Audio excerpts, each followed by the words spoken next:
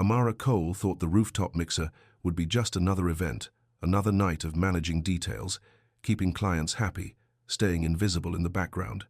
But when a young CEO looked her in the eye and said 5 words that cut deeper than any insult she'd faced before, everything changed.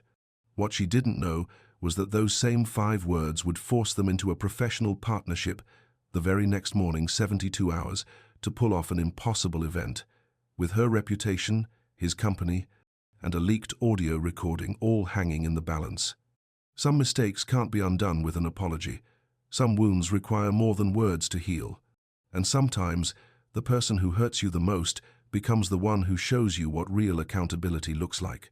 If you're watching this, hit that subscribe button and tell me what city you're watching from, because this story is about to take you on a journey you won't forget. The rooftop bar sat on the 10th floor of a downtown building open to the evening sky. Amber light slanted through the air as the sun dipped toward the waterline. Music hummed low from speakers hidden in potted palms. Guests clustered in small groups, wine glasses catching the glow, laughter rising and falling like waves. Amara Cole stood near the railing, clipboard tucked under one arm, checking the catering timeline on her phone. She wore a simple black dress and low heels, professional, comfortable, invisible in the way event planners learn to be. Her dark skin glowed warm in the golden hour light. She'd been on her feet since noon, managing vendors, calming a nervous client, solving 3 small crises before they became big ones. This was her world. She built it with care, one event at a time, one satisfied client leading to the next. Her business was still small, just her assistant Maya, and a network of trusted vendors, but it was hers. Clean, honest, built on her reputation. She glanced across the terrace. The tech crowd mingled easily, pitching ideas over cocktails, exchanging business cards with the smooth confidence of people used to being heard. She recognized a few faces from previous events. Others were new. One of those new faces belonged to Evan Calder. She didn't know his name yet. She only knew he'd been standing near the bar for the past 20 minutes, frowning at his phone, ignoring the people around him. Tall, late 20s, sandy hair that looked like he'd run his hands through it too many times. White guy in an expensive shirt with the sleeves rolled up. He had the distracted energy of someone whose mind was somewhere else entirely. Amara made a mental note to avoid him. She'd learned to read a room, and right now, he looked like trouble waiting to happen. She turned back toward the catering station to check on the appetizer trays, but as she moved, her path crossed his. He looked up from his phone. Their eyes met for half a second, and then he said it. "Sorry, I don't date black girls." The words dropped into the air like stones into still water. Flat, casual, like he was declining an appetizer he didn't care for. Amara stopped walking. Around them, conversation didn't pause, not yet, but a few nearby faces turned. A woman in a red blazer froze mid-sip. A man in glasses blinked, uncertain he'd heard correctly. Amara felt the heat rise in her chest, but her face stayed calm. She'd learned that too, how to hold steady when the ground shifted under her feet, how to measure her response when her heart wanted to shout. She looked at Evan Calder, really looked at him, and saw the moment his own words caught up with him. His ears flushed red, his mouth opened, then closed. He looked like a man who'd just realized he'd said something terrible out loud. Amara took a breath, let it out slow. "And who said that I want you?" she said evenly. Her voice carried, not loud, not harsh, just clear enough that the people nearby heard every word. Then she turned and walked away. She didn't hurry, didn't stumble, just moved with the same calm professionalism she'd carried all evening, past the clusters of guests, past the bar, toward the stairwell door. Behind her, the silence spread like ripples. Faces turned, whispers started. She pushed open the door and stepped into the stairwell.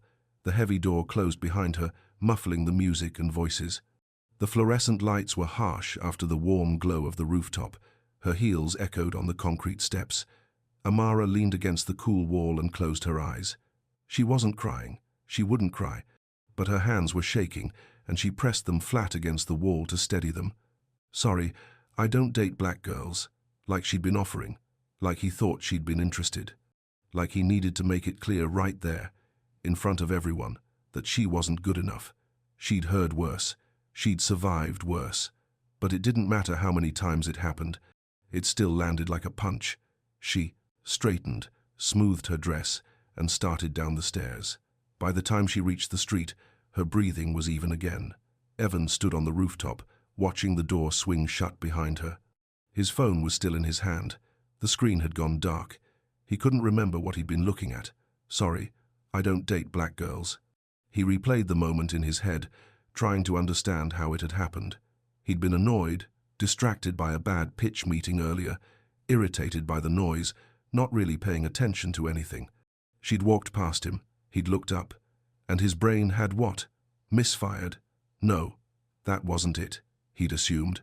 He'd seen her looking in his direction and assumed she was interested, assumed she was about to hit on him. And instead of just nodding politely and moving on, he'd opened his mouth and said the worst possible thing. The memory of her response cut through the fog. "And who said that I want you?" Calm, precise, devastating. He felt sick.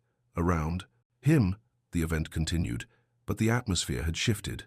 The woman in the red blazer whispered to her companion. A man near the bar glanced at Evan, then looked away quickly. No one approached him. He shoved his phone in his pocket and walked to the railing. Below, the street lights were starting to flicker on. Traffic hummed. The city moved forward, indifferent. He'd spent the last 5 years building Calder Tech from a dorm room idea into a mid-sized consumer tech company. He had investors, a team of 30, a COO who kept him from making stupid business decisions. He prided himself on being smart, careful, forward-thinking. And tonight, in 10 seconds, he'd proven he was none of those things. He stayed until the event wound down, thanked the venue manager, an older man with tired eyes, who gave him a look Evan couldn't quite read. Disappointment, maybe, or disgust. On the sidewalk, he pulled out his phone and opened a new message. "I'm sorry, that was inexcusable." He typed her name into the recipient field, then stopped. He didn't have her number, didn't even know her last name. He stood there for a long moment, screen glowing in the dusk, then closed the message without sending it. Amara's apartment was small but tidy, tucked into a neighborhood where rent was just barely manageable. She let herself in, dropped her bag by the door, and found her Aunt Rosa sitting at the kitchen table with a cup of tea and a church bulletin. Rosa looked up, reading Amara's face the way she always could. What happened? Amara kicked off her heels and sank into the chair across from her. "Man at the event said something stupid." Rosa waited. "He said he doesn't date black girls, just out of nowhere. Like I'd asked." Rosa's jaw tightened. "You get his name?" "No, I just left." "Good." Rosa reached across the table and squeezed Amara's hand. "You did right. Don't let folks like that take up space in your head." Amara nodded. But the words were already there, taking up space, whether she wanted them to or not. Her phone buzzed. A text from Maya. "Disaster. Vendor for the investor dinner just cancelled. Friday night, 72 hours out." Amara closed her eyes. "What now?" Rosa asked. "Work, emergency." Amara stood, already mentally running through her backup list. "I need to make some calls." She spent the next 2 hours on the phone, texting, emailing. Every venue she trusted was booked or too small. Every caterer she knew was already committed. By midnight, she was down to one option, Calder Tech's event space. She stared at the listing on her laptop. Top floor venue, full kitchen, AV setup, available Friday. Managed by Evan Calder's company. She closed the laptop, opened it again. She could walk away. Find another solution. Protect herself from the man who'd humiliated her, or she could do her job. She called Maya. "I found a space," she said, "but you're not going to like it." Morning came too early. Amara dressed carefully, grey slacks, white blouse, blazer, professional armor. She pulled her hair back into a neat bun and checked her reflection. Calm, composed, ready. Maya met her outside the building, a sleek glass tower downtown. The lobby was all marble and soft lighting, the kind of place that whispered money without saying it out loud. "You sure about this?" Maya asked. "No," Amara said, "but we're doing it anyway." They rode the elevator in silence. Amara's stomach twisted, but her face stayed smooth. The doors opened onto a reception area. A young woman at the desk smiled at them. "We're here to see Mr. Calder," Amara said. "We have a meeting about the event space." The receptionist's smile faltered slightly. "One moment." She picked up the phone, spoke quietly, then nodded. "He'll be right out." Amara and Maya waited. The seconds stretched. Then a door opened and Evan Calder walked through. He looked different in daylight, tired. The easy confidence from the rooftop was gone, replaced by something more careful. When he saw Amara, he stopped. For a moment, neither of them spoke. Then Evan said, "Thank you for coming. Can we talk? Just 5 minutes. In the conference room. No small talk, just business." His voice was quiet, steady. Not pleading, but not arrogant either. Amara glanced at Maya, who gave a tiny nod. 5 minutes, Amara said. The conference room was small, glass-walled, with a table that could seat 6. Evan closed the door but didn't sit. "I owe you an apology," he said. "What I said last night was racist, offensive, and completely out of line. There's no excuse for it. I'm sorry." Amara crossed her arms. "Okay. I don't expect you to forgive me," he continued, "and I understand if you don't want to work with my company. But if you're willing to consider it, I'll make sure you have everything you need. Full access to the space, any equipment you want, no interference." "Why?" Amara asked. "Why what? Why would you help me after what happened?" Evan looked at her directly. "Because I was wrong, and because you deserve better than what I gave you." Amara studied him. She'd heard a lot of apologies in her life, some real, most not. This one felt different. Not perfect, but not fake, either. "If we do this," she said slowly, "it's a one-time contract. You stay out of my way. We communicate through work channels only. And if you disrespect me or my team in any way, there's a penalty clause, financially and professionally." Evan didn't hesitate. "Agreed." Maya pulled out a tablet and started typing. "We'll need it in writing. Graham, our COO, can draft it this morning. You'll have it by noon." Amara looked at Maya, who nodded again. "Okay," Amara said. "We proceed because the client matters, not because of you." "Understood," Evan said. By 10:30, they were on the phone with vendors. The florist was the first problem. A woman named Diane, who ran Blue Fern Florals out of a small shop on the east side. She listened to Amara's request 70, centerpieces, 3 days turnaround, and laughed. "Honey, I'd love to help, but that timeline's impossible without a rush fee. And I mean a big rush fee." Amara felt the familiar tightness in her chest. The budget was already stretched. "How much?" she asked. Diane named a number that made Maya wince. Before Amara could respond, Evan spoke up. They'd put the call on speaker so he could provide details about the venue space. "That's fair," he said. "I'll cover the rush fee. Personal card, not company funds." Diane paused. "You sure?" "I'm sure. This is my fault for the short timeline. I'll send payment in the next hour."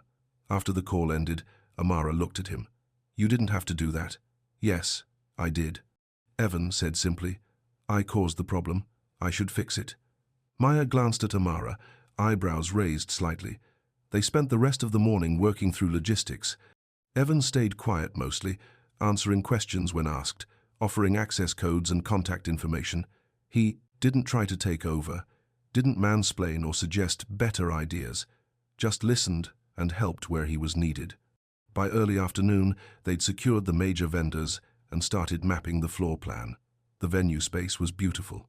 Floor-to-ceiling windows overlooking the harbor, polished wood floors, a built-in sound system.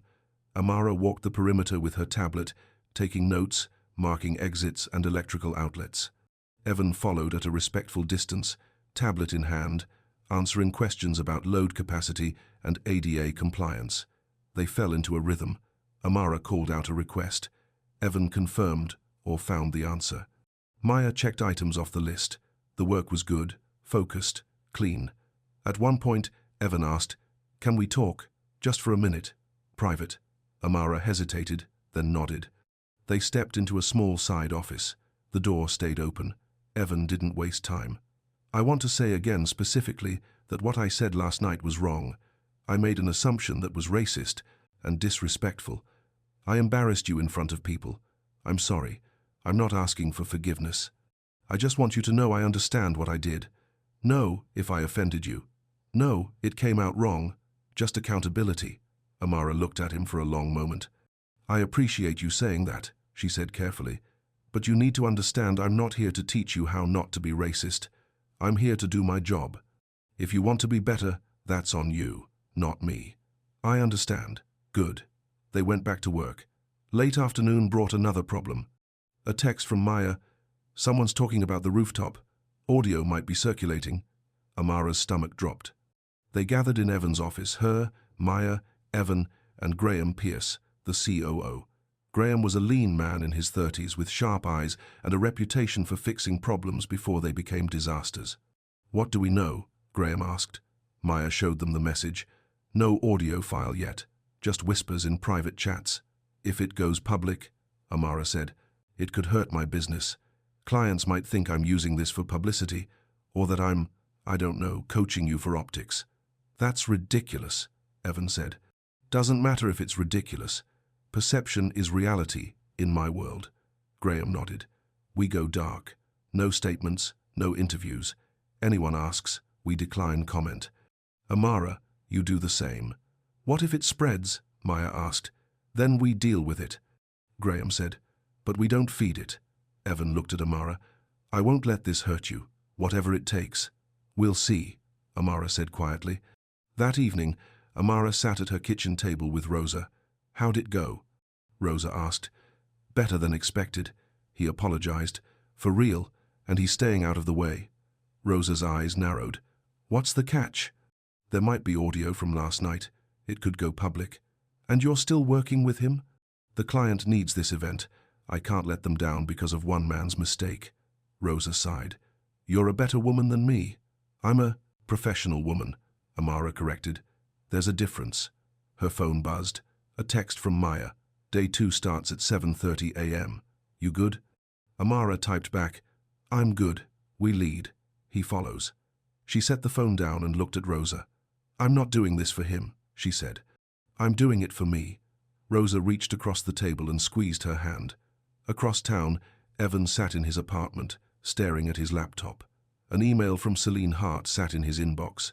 Celine was his ex-girlfriend and a PR consultant he'd hired occasionally for media strategy.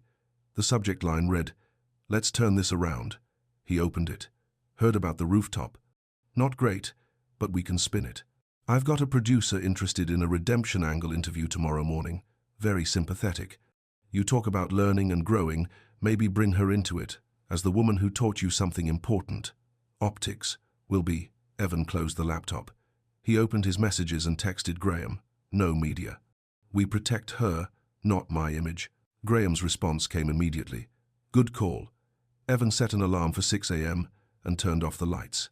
Tomorrow he'd show up early, do the work, prove with actions, not words. It was the only way forward he could see. The rain started just before dawn. Amara woke to the sound of it tapping against her window, steady and soft. She dressed in jeans and a work shirt, pulled her hair into a ponytail, and drank her coffee standing at the counter. Rosa shuffled into the kitchen in her bathrobe. You're up early. Loading dock opens at 7. I want to be there first. Rosa poured herself coffee. Be careful, baby. I'm always careful. But as Amara grabbed her keys and headed for the door, she couldn't help but feel like she was walking into something she didn't fully understand yet. Something that might change everything, or break everything. She wasn't sure which. The loading dock was slick with rain when Amara arrived at 6:55. The delivery truck idled near the bay doors, exhaust rising into the grey morning air. She parked her car, grabbed her clipboard, and climbed out into the drizzle. Maya pulled up behind her, waving through the windshield. Then another car appeared, a dark sedan that Amara didn't recognize.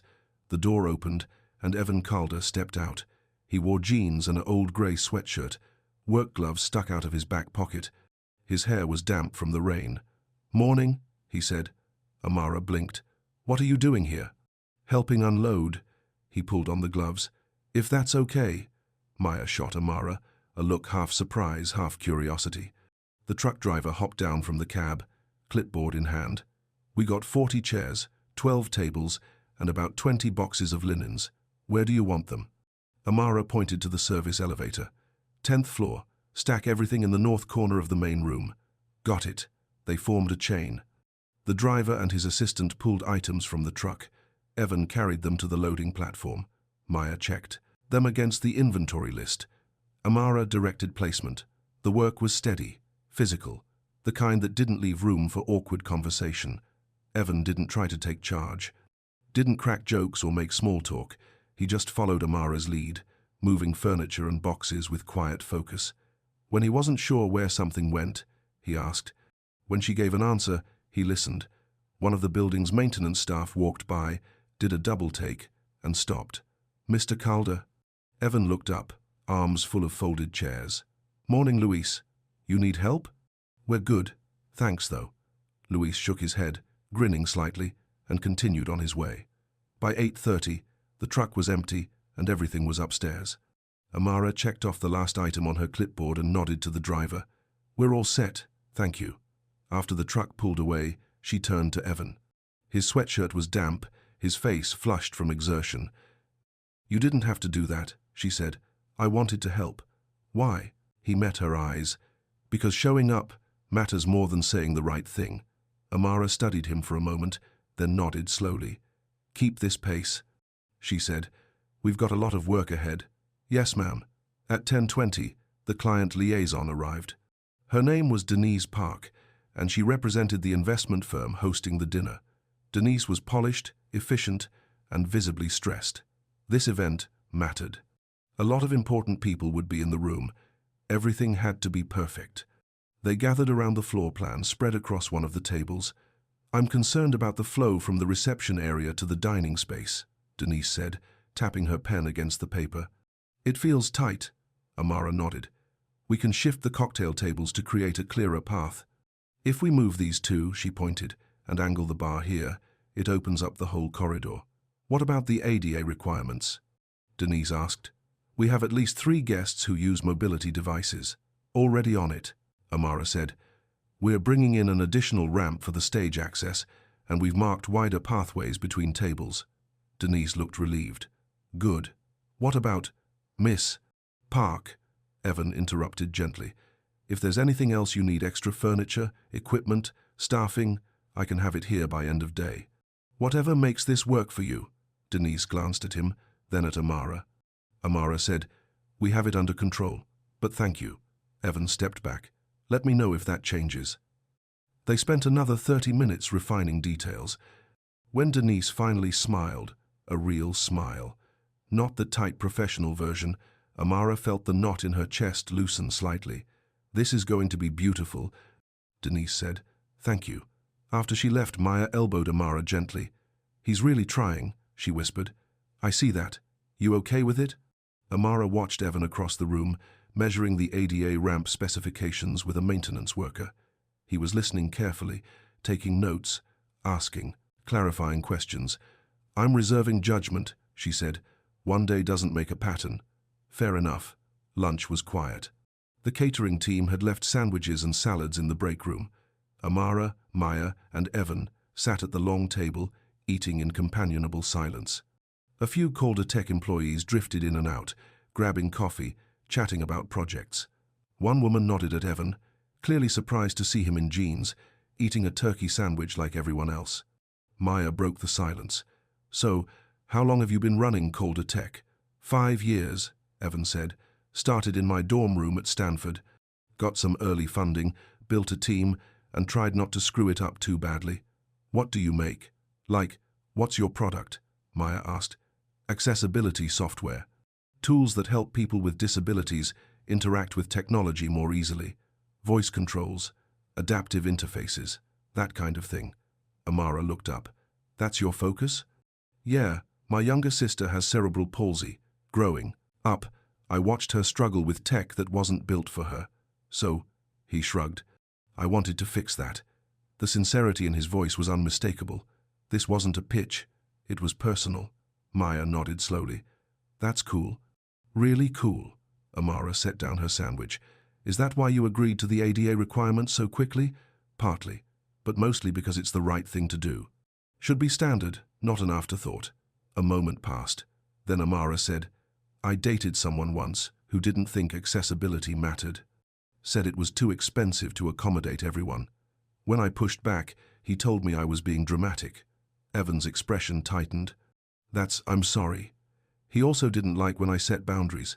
Thought I was too sensitive when I asked him to stop making jokes about my hair. After a while I realized he didn't want a partner. He wanted someone who'd just go along with whatever he said. Maya reached over and squeezed Amara's hand. Evan was quiet for a moment. Then he said, "That must have been exhausting." It was.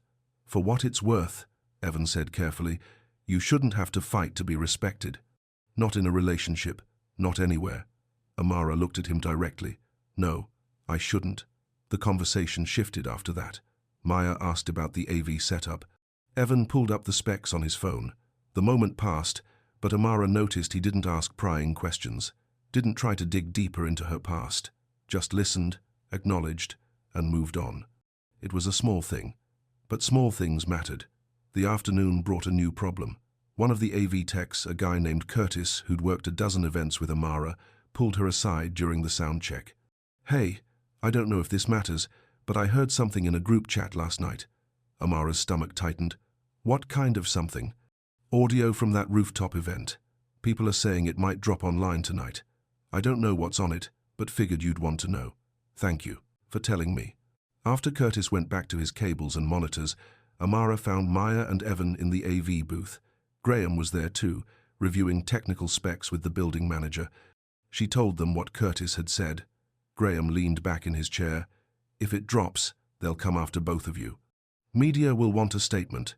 We don't give them one," Amara said firmly. "We don't feed the story." "Agreed," Graham said. "But Evan, you'll get pressure. Your investors, your PR team, they'll want you to get ahead of it." "I don't care what they want," Evan said. "Amara's right." "We stay quiet." "What if they twist it?" Maya asked. "What if they make it look like you're hiding?" "Then they twist it," Evan said.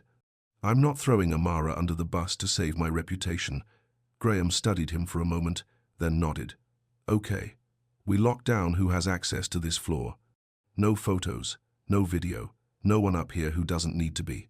We control the environment as much as we can." Amara felt the weight on her chest shift slightly. Not gone, but lighter. "Thank you," she said quietly. That evening, Evan sat alone in his apartment. His laptop was open. Celine's email was still in his inbox, along with 2 new follow-ups. "You're making a mistake. Let me help you. The interview slot closes at midnight. This is your chance to control the narrative." Evan stared at the screen. Control the narrative. Spin the story. Turn a racist comment into a learning moment, a growth opportunity, a redemption arc. He could do it. He'd seen it done 100 times. CEOs and politicians and celebrities who said something terrible, then rolled out a carefully crafted apology tour. Some of them even seemed sincere.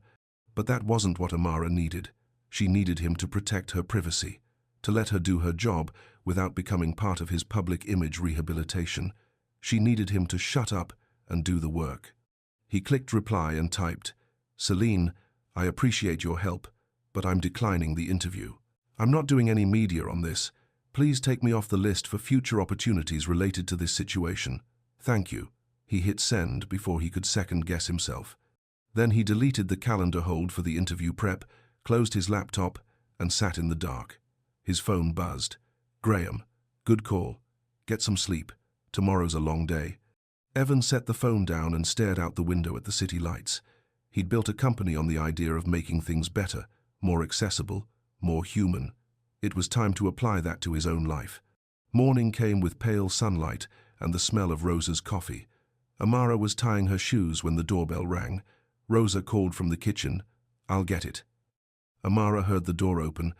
Then Rosa's voice, cautious and firm. "Can I help you?" "Good morning. I'm Evan Calder. I'm here to pick up the printed place cards." Amara said they'd be ready this morning. For the event. Amara's heart jumped. She'd forgotten she'd told him he could pick them. Up early to save a trip. She'd been half asleep when she'd sent that text last night. She came around the corner to find Evan standing in the doorway, hands in his pockets, looking deeply uncomfortable under Rosa's scrutiny. Rosa was a small woman, barely 5'3", but she had a presence that made people think twice. Right now, she was giving Evan the look, the one that said, "I know exactly who you are and what you did, and you'd better have a good reason for being on my doorstep." "Aunt Rosa," Amara said quickly. "It's okay. I told him he could pick up the cards. Rosa didn't move. Did you now? Yes, ma'am, Evan said. He wasn't trying to charm his way past her, wasn't smiling or deflecting, just standing there, taking the weight of her judgment. I know I'm probably the last person you want to see, but I want to say I'm sorry for what I said to your niece, for upsetting your family. There's no excuse for it. Rosa studied him for a long moment. You hurt her, she said, flatly. I know. You embarrassed her in front of people. I did. And now you're here, picking up place cards, like that makes it all better? No, ma'am, it doesn't make it better. But I'm trying to help with the work because it's the only thing I can do right now. I'm not asking for forgiveness, just a chance to not make things worse. The silence stretched. Then Rosa stepped back. Cards are on the kitchen table. Evan glanced at Amara, who nodded. He stepped inside, moving carefully, like he was walking on ice. Rosa didn't follow him into the kitchen. She stayed in the doorway with Amara. You trust him? She asked quietly. I don't know yet, Amara said honestly, but he keeps showing up the right way. That counts for something. Counts for very little if he stops. I know, Evan returned with the box of place cards, neatly stacked and wrapped. Thank you, Miss Rosa. Miss Rosa, thank you. Rosa nodded once. Not warm, but not entirely cold either. After Evan left, Rosa poured Amara a second cup of coffee. He's scared of me, Rosa said. He should be. Good. Rosa sat down at the table. But I'll say this, he looked me in the eye. Didn't make excuses. That's something. Is it enough? Amara asked. Rosa sipped her coffee. Too soon to tell, but it's a start. The rest of the day was a blur of final preparations. Amara and Maya worked through the checklist with the precision of a surgical team. Lighting angles, sound levels, emergency exits, table spacing, every detail measured, checked, double-checked. Evan stayed close but unobtrusive. When Amara needed someone to hold a tape measure, he was there. When the florist had a question about centerpiece height, he deferred to Amara. When a delivery got stuck in traffic, he made calls to expedite it. At 3:15, they moved into final decor placement. The flowers arrived. 70 centerpieces, each one a careful arrangement of white roses, greenery, and soft candlelight. Amara walked the room, adjusting angles, making sure every table felt balanced and elegant. Evan followed with the votives, placing them exactly where she indicated. At one point, she reached for a centerpiece at the same moment he steadied it, and their hands brushed, just for a second. Just long enough for her to notice the warmth of his skin, the way his fingers were steady and careful. She pulled back. He did too. Sorry, he said. It's fine. But something had shifted, a crack in the professional distance they'd been maintaining.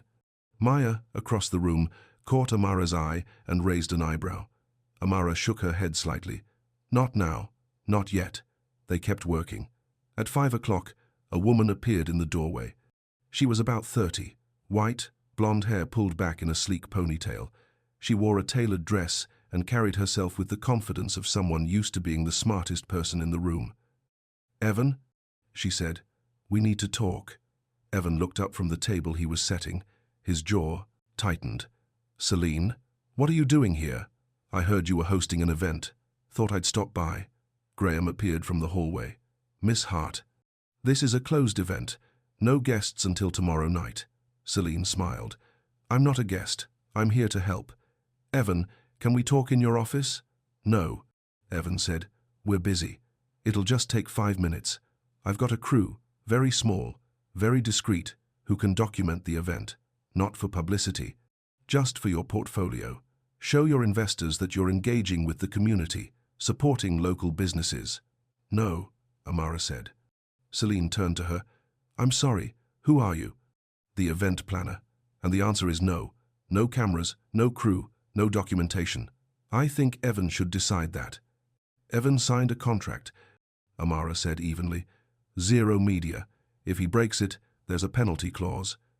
Celine's smile tightened. She looked at Evan. Seriously? Seriously, Evan said. Graham, can you make sure security knows Miss Hart isn't authorized past the lobby? Already done, Graham said. Celine's expression shifted. The polished charm fell away, replaced by something harder. You're making a mistake. You could turn this whole situation around with one good story. But fine. Ruin your reputation on your own. She turned and walked out, heels clicking on the polished floor. After she was gone, Maya whistled softly. That was your ex? Unfortunately, Evan said. She seems focused on optics over substance, Evan finished. Yeah, that's why we're not together anymore. Amara watched him carefully. You okay? I'm fine. She's right about one thing, though not doing PR is going to cost me. Some investors won't like it. Some press will assume the worst. And you're okay with that? Evan looked at her. I'm more okay with that than I am with using you for my image. The room was quiet for a moment. Then Maya said, Okay, well, we've got 2 hours before we break for dinner. Let's finish this.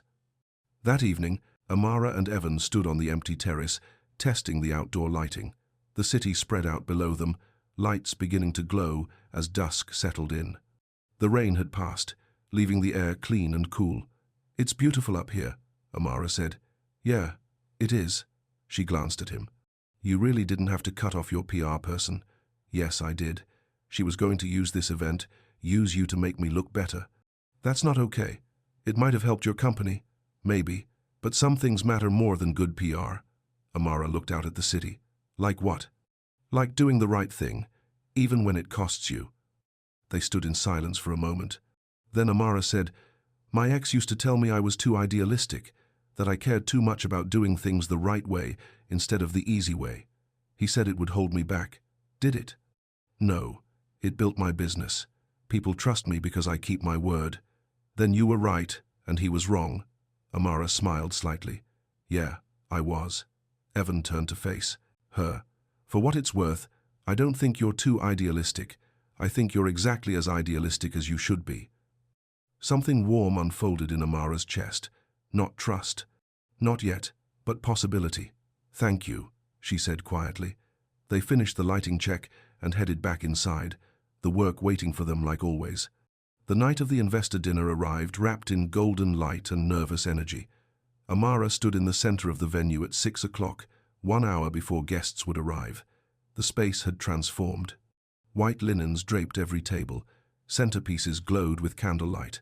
The string quartet was setting up in the corner, tuning instruments with soft, wandering notes. Everything looked exactly as she'd planned, but her stomach still twisted with anxiety. Maya appeared at her elbow. Breathe. It's perfect. The ice sculpture is late.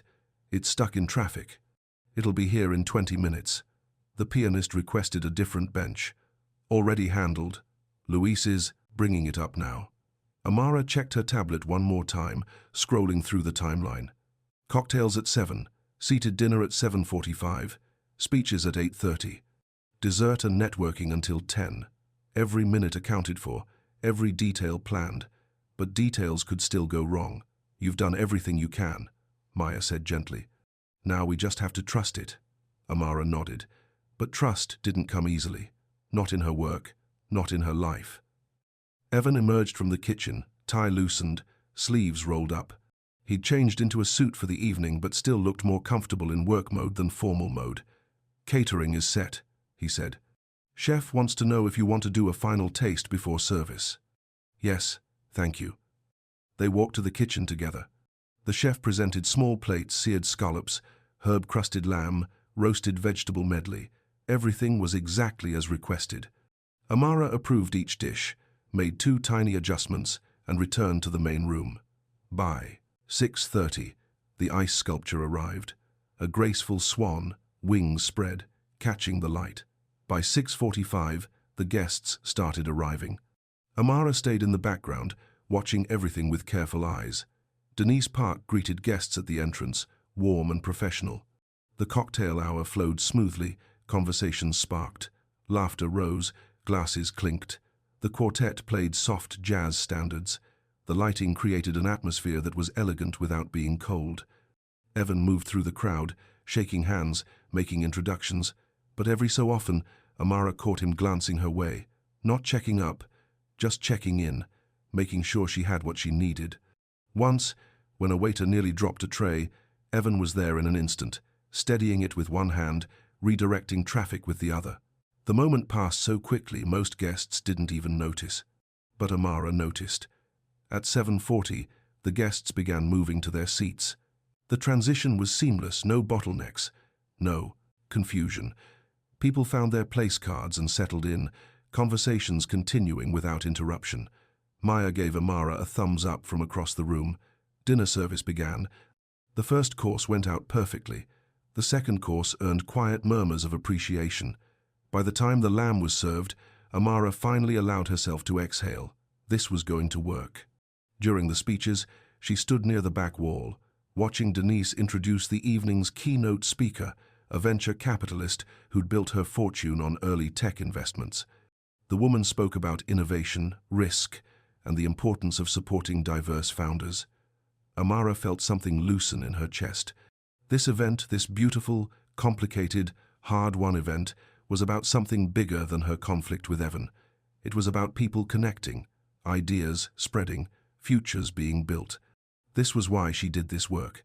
After the speeches, Evan found her near the kitchen entrance. "You did it," he said quietly. "We did it. No, this was you. Your vision, your planning. I just helped carry chairs." Amara allowed herself a small smile. "You carried a lot of chairs. Happy to." They stood together for a moment, watching the guests drift toward dessert and coffee. The evening was winding down, successful and complete. Then Evan said, "I need to say something." Amara looked at him. "I know we agreed this was a one-time thing, business only, and I respect that. But," he paused, choosing his words carefully, "I'd like to see you again, not for work, just to talk, to get to know you better. If you're open to that." Amara's heart beat faster. She'd been expecting this, dreading it and hoping for it at the same time. "I don't know if that's a good idea," she said slowly. "I understand, but I wanted to ask. So you'd know I was interested." "Evan, you don't have to answer now. Think about it. And if the answer is no, I'll respect that." Before Amara could respond, Denise appeared, beaming. This was absolutely perfect, elegant, personal, and professional. Exactly what we needed. "Thank you both so much." Amara shifted smoothly into professional mode. "I'm so glad it met your expectations." "Exceeded them," Denise said warmly. "I'll be recommending your services to everyone I know." After Denise moved on, Amara turned back to Evan, but the moment had passed. Staff was clearing tables, guests were gathering coats. The evening was ending. "We should help with teardown," she said. "Yeah, okay." But as they moved apart to their separate tasks, Amara felt the weight of his question settling over her. "I'd like to see you again." She didn't know how to answer that. By 10:30, the venue was mostly empty. Tables were cleared, linens were packed. The quartet had left. A handful of staff remained, finishing final cleanup. Amara stood on the terrace, breathing the cool night air. The city lights spread out below her like scattered stars. Her feet ached, her shoulders were tight.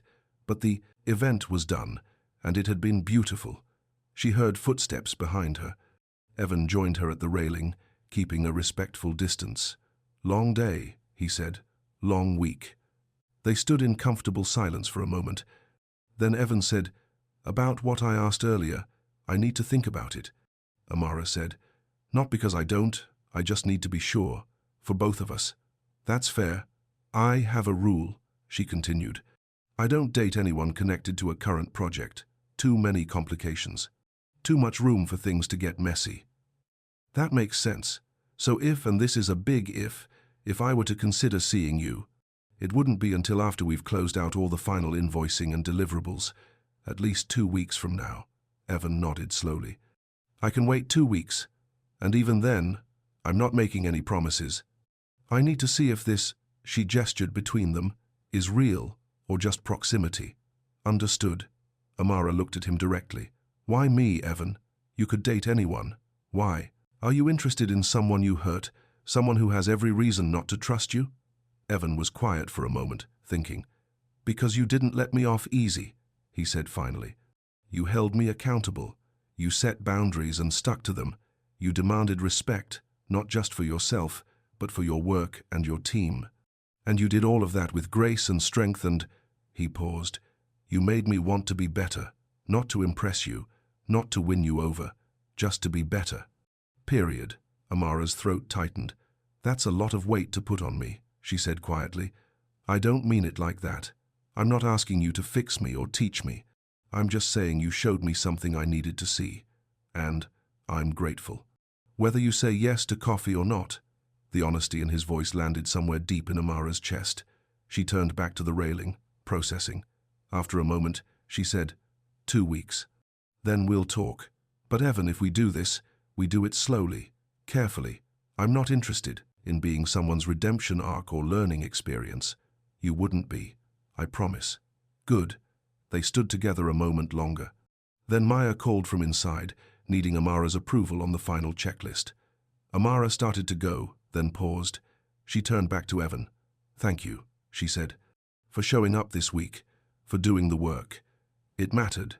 Thank you for letting me, Evan said. And then, carefully, deliberately, giving her every chance to step back, Evan leaned in. Amara didn't step back. Their lips met in a kiss that was soft, tentative, full of question marks. His hand came up to cup her cheek, gentle and uncertain. She let herself lean into it for 3 heartbeats. Then she pulled back. 2 weeks, she reminded him, but she was smiling slightly. 2 weeks, he agreed.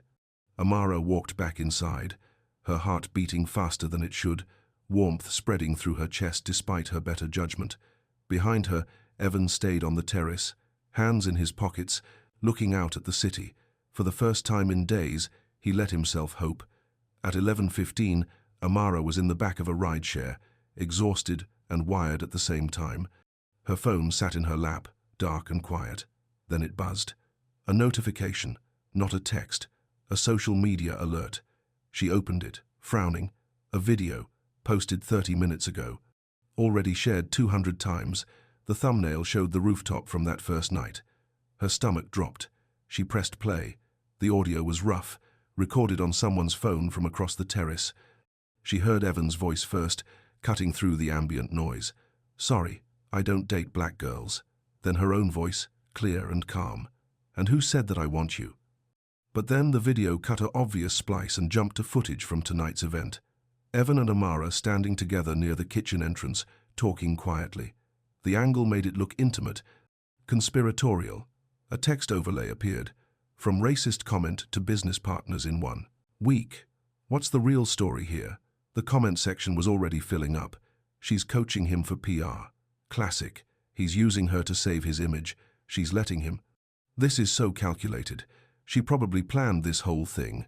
Why would she work with him after what he said? Money talks, I guess.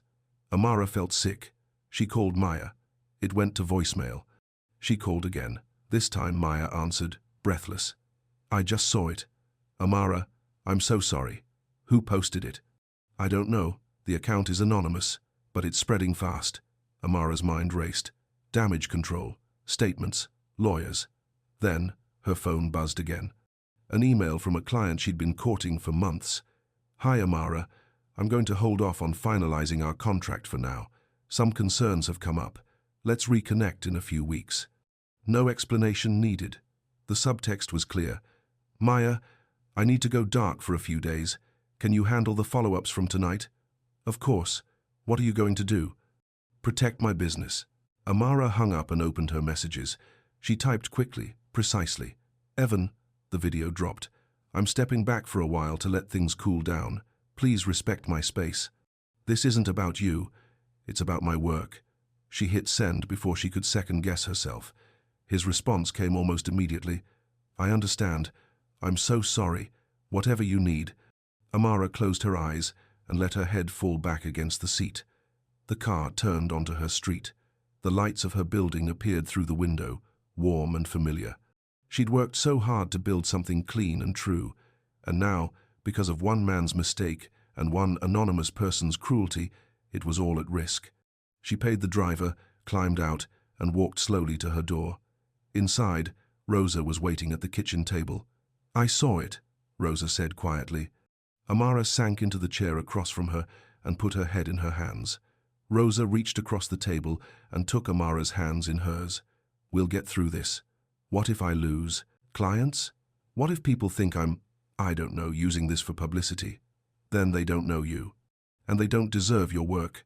That doesn't pay the bills, Aunt Rosa. No, but your integrity does. Always has. Amara squeezed her aunt's hands, drawing strength from the familiar warmth. I don't know what to do, she whispered. You do what you always do. You hold your head up, you do the work, you trust that the truth will show itself. And if it doesn't, Rosa's grip tightened, then we fight, but we don't run. And we don't let anyone make you small. Amara nodded, tears pricking her eyes. She stayed at that table with Rosa for a long time, sitting in the quiet, letting herself feel the weight of the day. Tomorrow she'd figure out next steps. Tomorrow she'd assess the damage. Tonight, she just needed to breathe. Across town, Evan sat in his apartment, staring at his phone. He'd watched the video 4 times. Each time, the sick feeling in his stomach got worse. This was his fault, his words, his mistake, and now Amara was paying for it. Graham called. I saw it, Graham said. What do you want to do? Fix it. That's not a strategy. Then make it one. I don't care what it costs. I'm not letting her take the fall for my screw-up. Evan, listen to me. You can't control this. The video is out. People will believe what they want to believe. So what? We just do nothing? No. We do the right thing. Quietly. No big statements. No press tours. You take ownership of your words. You ask people to leave her alone, and you let it breathe. Evan ran his hands through his hair. That's not enough. It's what she asked for. Respect her boundaries. Give her space. Evan knew Graham was right, but every instinct screamed at him to do more, to fix it, to make it right. His phone buzzed, a message from Celine. Told you this would blow up. Still have that interview slot if you want it. Last chance. Evan deleted the message without responding. Then he opened a new note on his phone and started typing. A statement. Simple, direct, no spin. The video circulating online shows a comment I made that was racist and hurtful. I apologize for those words. I'm working to do better. The woman in the video did nothing wrong and deserves to be left out of this narrative. Please direct any questions to me, not to her. He read it over 3 times, sent it to his lawyer for a review, then posted it on his personal account with no photo, no fanfare, no call for sympathy. After that, he turned off his phone and sat in the dark. He'd meant what he said to Amara. He wanted to be better, but better didn't come easy, and it didn't come fast. It came in small moments, quiet choices, consistent actions over time. He just hoped she'd give him the chance to prove it. The next morning, Amara woke to 17 missed calls and 43 text messages. Some were supportive. Friends and former clients checking in, offering encouragement. Others were less kind. She didn't read past the first few, just closed the app and set her phone face down on the table. Rosa made eggs and toast. They ate in silence, the morning light soft through the kitchen window. You going to work today? Rosa asked. Not sure. I need to think. Thinking's good, but hiding isn't. I'm not hiding.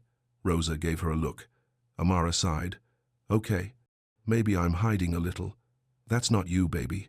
You're a fighter. I'm tired of fighting. I know, but you don't get to stop. Not yet. Amara's phone buzzed. Another message. She ignored it. Then Maya called. Amara answered. Hey. So, something happened. Amara braced herself. What now? Someone came forward. A woman who was at the rooftop that night. She says she has the full audio unedited, and she's willing to share it privately with anyone who asks. Amara sat up straighter. Are you serious? Dead serious. She sent me a message this morning. Said she was nervous to get involved, but she couldn't stand watching. You get dragged for something that wasn't your fault. Did you listen to it? Yeah. It's exactly what happened. No edits, no spin.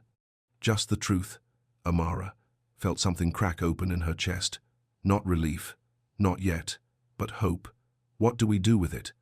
I already forwarded it to Denise. She's sharing it with the client who froze your deposit. Low key. No public drama.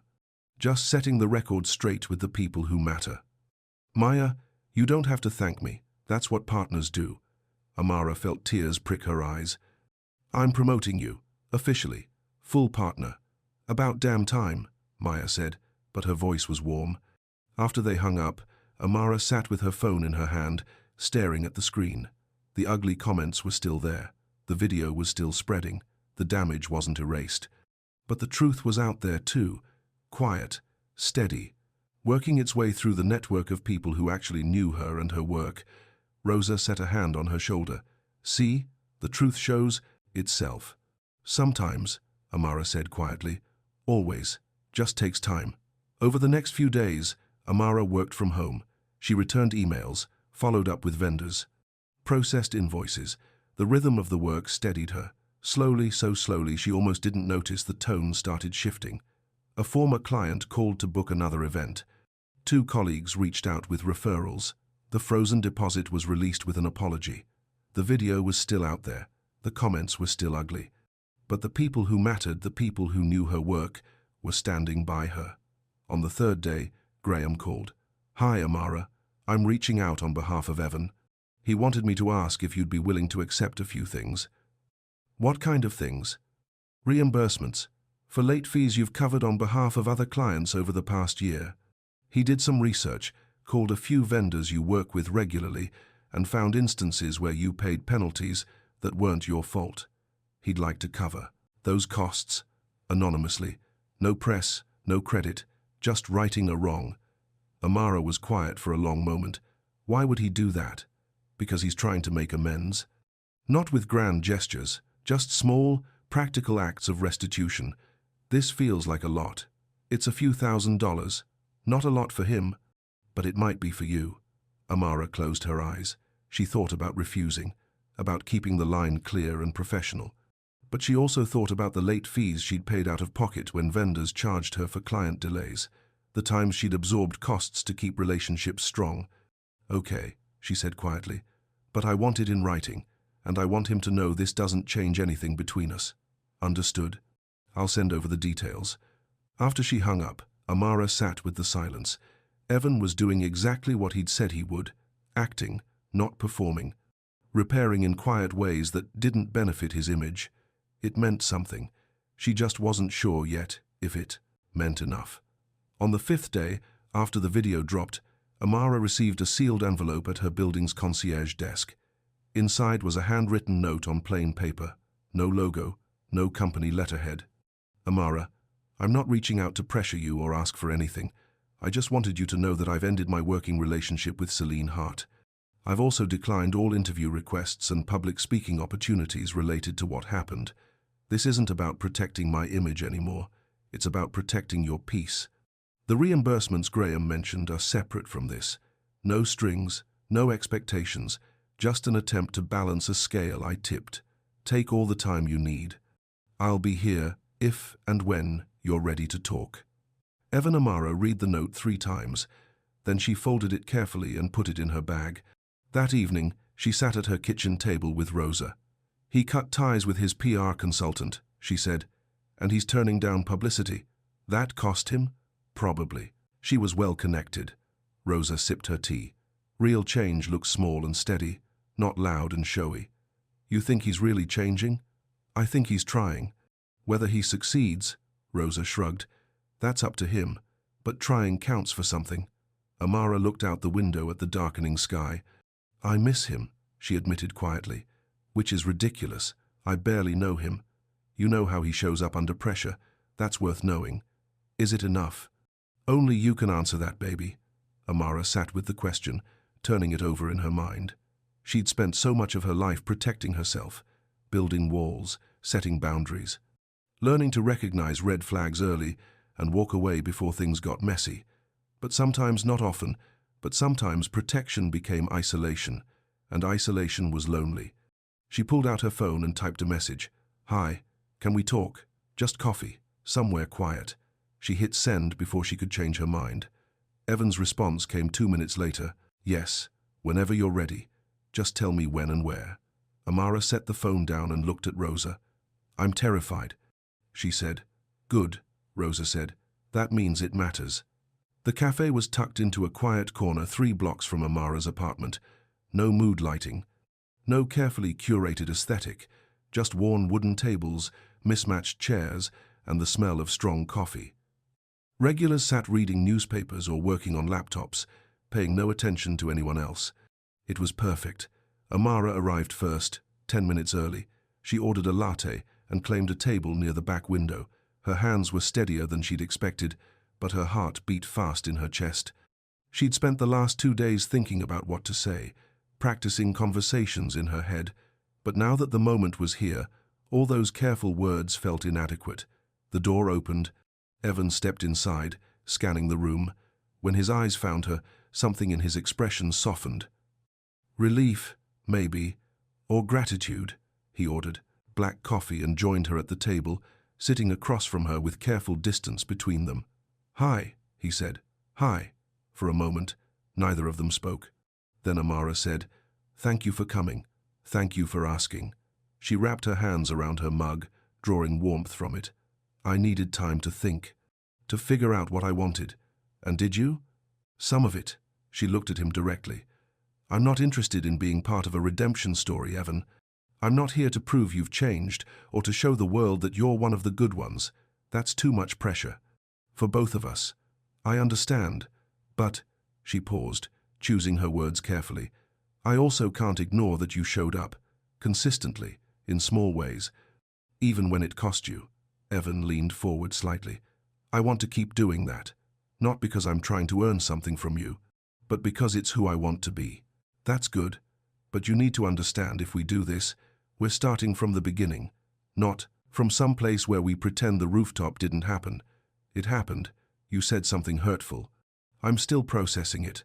I know, and there will be days when I'm angry about it, days when I'll need space, days when I'll wonder if I'm making a mistake." "That's fair." Amara took a breath. "So, here's what I'm thinking. If you're interested, we move slowly, really slowly. Weekly coffee dates, no overlap with my work hours. We check in regularly about how we're feeling, and if either of us starts to feel uncomfortable or unsure, we talk about it immediately. No hiding, no pretending." Evan nodded. "I can do that. And one more thing." Amara's voice was firm now. "If you ever say something that crosses a line again about my race, about my boundaries, about anything we're done, immediately. No second chances. I mean that. Understood? And I hope," he paused, "I hope if I mess up in smaller ways you'll tell me. I want to learn, but I don't want you to feel like you have to. Teach me. I won't, but I will tell you when something bothers me. You just have to be willing to listen." "I will." They sat with that for a moment, the terms of their careful agreement settling between them. Then Evan said, "Can I ask you something?" "Go ahead. Why give me a chance at all? You'd be completely justified in walking away." Amara considered the question. She'd asked herself the same thing, a dozen times. "Because I saw how you showed up during the event," she said finally. "Not just with words, but with actions. You listened. You respected boundaries. You put my needs ahead of your reputation. That's rare. And," she hesitated, "I think there's something real here, under all the mess. I don't know what it is yet, but I want to find out." Evan's expression shifted, something vulnerable and honest crossing his face. "I want that too," he said quietly. Amara picked up her coffee. "So, weekly coffee, starting now. Tell me something about yourself that has nothing to do with work or what happened on the rooftop." Evan smiled slightly. "Okay. I'm terrible at cooking. Like, truly awful. I once set off the fire alarm making scrambled eggs. How is that even possible? I forgot to add oil to the pan. And then I got distracted by an email. And then smoke everywhere." Amara laughed, and the sound surprised her. It felt good, light. "What about you?" Evan asked. "Tell me something." "I collect old vinyl records, jazz, mostly. Ella Fitzgerald, Billie Holiday. My dad got me into it when I was a kid. Do you have a record player?" "A vintage one. It was his. Rosa saved it for me after he passed. I'd like to hear it sometime, if you're comfortable with that." "Maybe," Amara said. Eventually, they talked for another hour. Small things, safe things, favorite books, worst movies they'd ever seen, places they wanted to travel. It wasn't deep, it wasn't profound, but it was easy, and that mattered. Over the next week, life slowly found its rhythm again. Amara returned to the office, a small shared workspace she rented with 2 other small business owners. She caught up on proposals, confirmed bookings, and started planning a spring wedding for a couple who'd been referred by Denise. The video was still online, but the comments had slowed. A few supportive articles had appeared, written by people in the events industry who knew Amara's reputation. The narrative was shifting not everywhere, but in the places that mattered. Maya officially became a partner, and they celebrated with cheap champagne and takeout Chinese food. "To us," Maya said, raising her glass, "to surviving absolute chaos and coming out stronger." "To us," Amara echoed. Her phone buzzed. A text from Evan. "Still on for Saturday morning? There's a farmer's market near my place if you want to walk around." Amara smiled and typed back, "See you at 10. Saturday morning was cool and bright. The farmer's market sprawled across 3 blocks, vendors selling everything, from fresh produce to handmade jewelry. The air smelled like cinnamon and coffee. Amara found Evan near the entrance, hands in his jacket pockets, looking slightly nervous. "Morning," she said. "Morning. You want coffee first?" "Always." They bought lattes from a cart and started walking, weaving between families and couples and people with reusable shopping bags. Evan stopped at a fruit stand, examining the apricots with intense focus. "Those look good," he said. "Those look terrible," Amara corrected. "They're bruised and overripe. Really, really." "Here," she picked up a different one, firm and golden. "This is what you want." Evan grinned. "I'm learning so much. You need supervision in grocery stores." "It's concerning." They bought apricots, fresh bread, and a bouquet of wildflowers. Evan carried everything in a canvas bag slung over his shoulder. "These are for your aunt," he said, holding up the flowers. "If that's okay." Amara felt something warm bloom in her chest. "She'll like that." As they walked, they ran into Maya, who was shopping with her girlfriend. Maya took one look at Evan and smirked. "So, this is happening." "Slowly," Amara said firmly. "Very slowly," Evan added. Maya's girlfriend, a woman named Tessa with purple hair and an easy laugh, elbowed Maya. "Leave them alone. I'm just saying he better treat her right, or I know people." "Noted," Evan said, managing to look both amused and slightly terrified. After they parted ways, Amara glanced at Evan. "She's protective, as she should be." They found a bench near a small fountain and sat, watching people pass by. "Can I tell you something?" Evan said after a moment. "Sure. I've been going to therapy. Started a couple weeks ago. I thought, if I'm going to really change, I need help figuring out where some of this stuff comes from. The assumptions I make, the blind spots I have." Amara looked at him, surprised. "That's really good, Evan. It's hard, but it's necessary." "What made you decide to go?" "You did. Indirectly. You said you weren't interested in being my teacher. And I realized you're right. I need to do that work on my own, with professionals. So I'm not putting it on you." Amara felt the last bit of her guard lower, just slightly. "Thank you for telling me," she said quietly. They sat in comfortable silence, sun warming their faces, the market humming with life around them. Then Amara's phone buzzed. A message from an unknown number. She opened it, frowning. "Hi, Amara. My name is Jennifer Cross. I was at the rooftop event the night of the incident. I'm the one who recorded the full audio. I wanted to reach out personally to say I'm sorry it took me so long to come forward. I was scared of getting involved. But watching what happened to you online, I couldn't stay silent. The full recording has been shared privately with several journalists and fact-checkers. The truth is out there now. I hope this helps." Jennifer attached was a link to a small news site. The headline read, "Full audio from viral rooftop video reveals context, clears event planner's name." Amara read the article quickly. It was short, factual, and fair.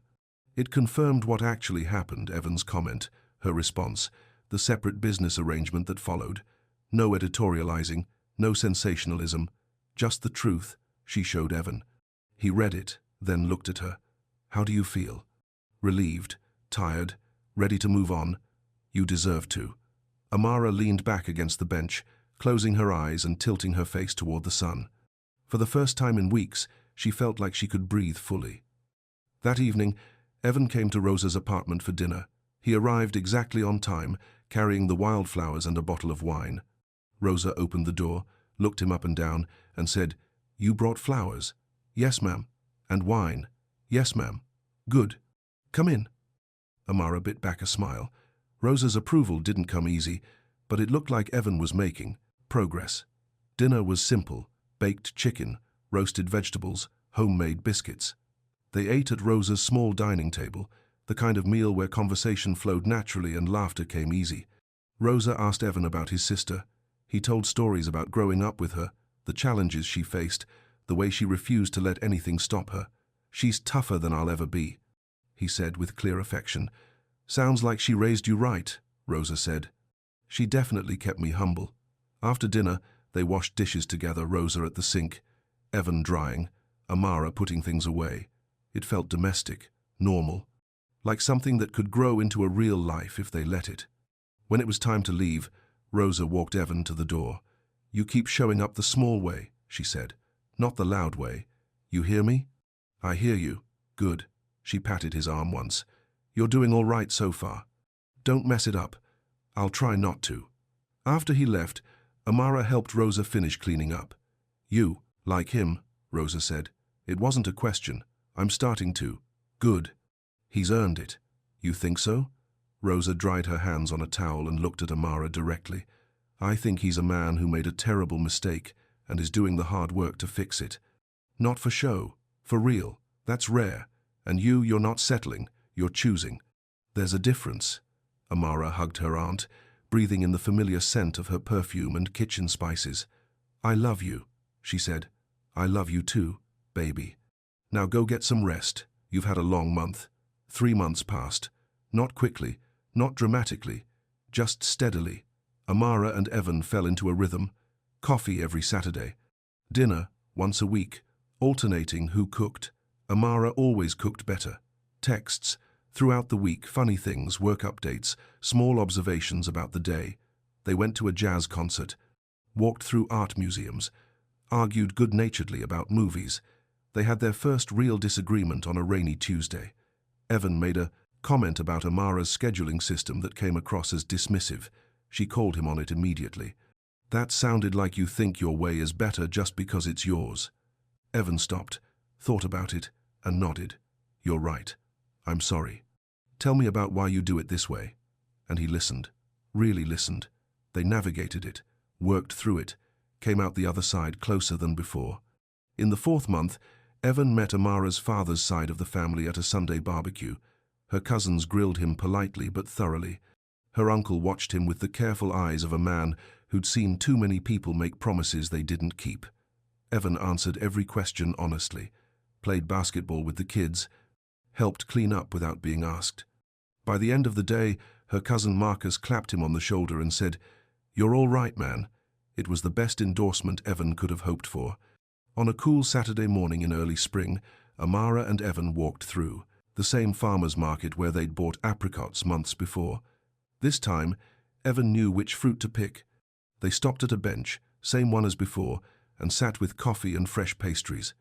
"Can I ask you something?" Evan said. "Always.